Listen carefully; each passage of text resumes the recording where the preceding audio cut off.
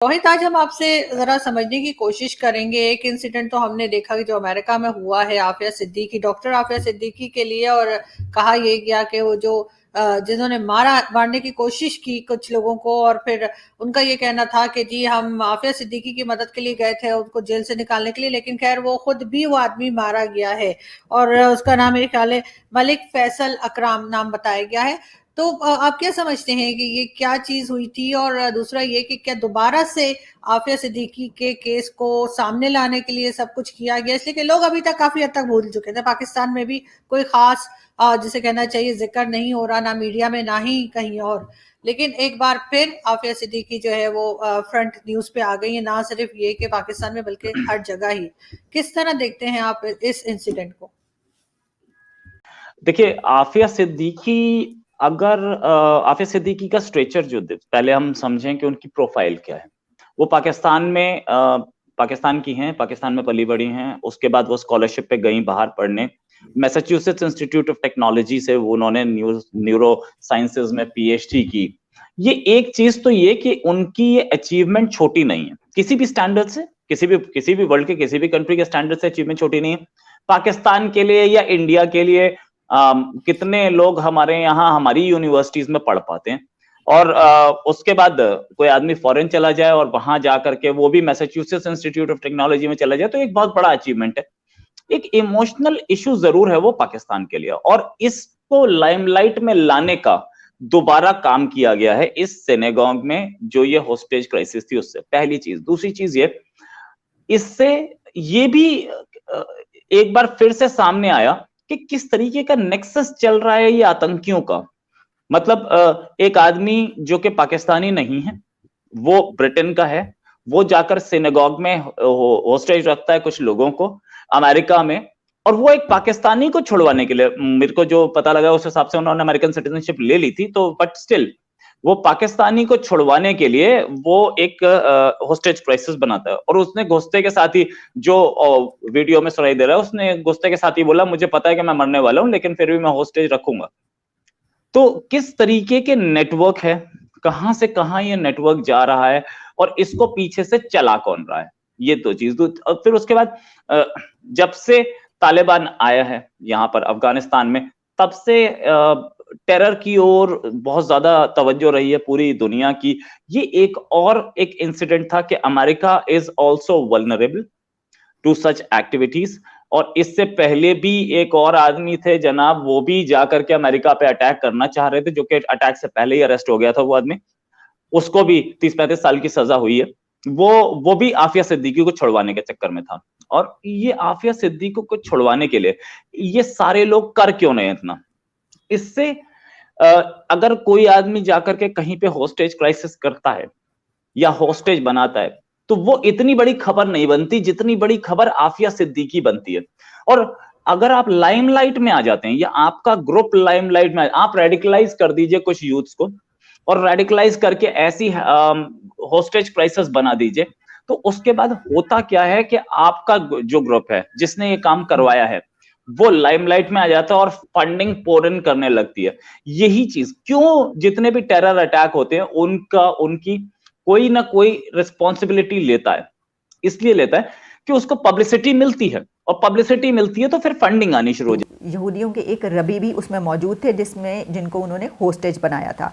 अच्छा, जो इस खबर की सबसे अहम बात थी वो ये थी कि जैसे ही खबर सामने आई तो पता ये चला कि वो जो शख्स है उसका ताल्लुक डॉक्टर आफिया सिद्दीकी से है। डॉक्टर आफिया सिद्दीकी के बारे में सभी जानते हैं बहुत अच्छे तरीके से, जो पाकिस्तान की एक न्यूरो साइंटिस्ट जिनको उसके बाद अमेरिका उठा कर ले जाया गया और वहाँ पर उनको 86 ईयर्स की जो है वो सज़ा सुनाई गई थी, और उनका ताल्लुक अलकायदा से बताया गया था उस वक्त। तो उस शख्स ने वहाँ पर उसको होस्टेज बना लिया। फिर काफ़ी घंटे के बाद, कोई 4 से 6 घंटे के बाद, एक शख्स को रिहा किया गया जो एक यरगमाली था। उसके बाद फिर वहाँ पर FBI ने एक बहुत बड़ा ऑपरेशन किया। उस मिशन के दौरान वो आदमी मारा गया।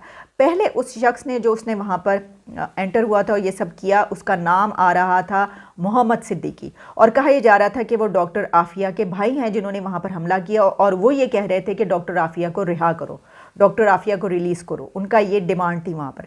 लेकिन उसके बाद जो खबरें आई उससे पता चला कि नहीं, वो डॉक्टर आफिया सिद्दीकी के ना तो भाई हैं और ना ही उनका नाम मोहम्मद सिद्दीकी है जिस आदमी ने वहाँ पर हमला किया है। इस दौरान आफिया सिद्दीकी के जो लॉयर हैं उनकी तरफ से फिर स्टेटमेंट ये आई कि उस शख्स का ताल्लुक किसी भी तरीके से आफिया सिद्दीकी से नहीं है और ना ही वो उसका भाई है।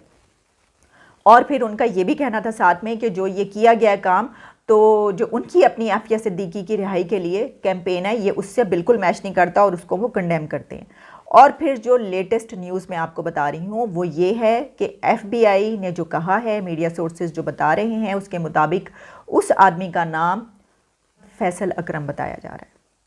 फैसल अकरम साहब जो थे उन्होंने वहाँ पर वो एंटर हुए और वहाँ पर जाकर उस वक्त लाइव स्ट्रीमिंग जारी थी, उस जगह की प्रेयर्स हो रही थी और प्रेयर के दौरान वहाँ पर लाइव स्ट्रीमिंग हो रही थी। उस दौरान बहुत सारे लोगों ने जो जिन जिन तक वो लाइव स्ट्रीमिंग पहुँच रही थी उन्होंने देखा कि वो क्या कह रहे हैं और वहाँ पर किस तरह एंटर हुए, लोगों को जो होस्टेज बनाया। कुछ देर तक ये सब जारी रहा, फिर लाइव स्ट्रीमिंग डिसकनेक्ट हो गई, ऑफ हो गई।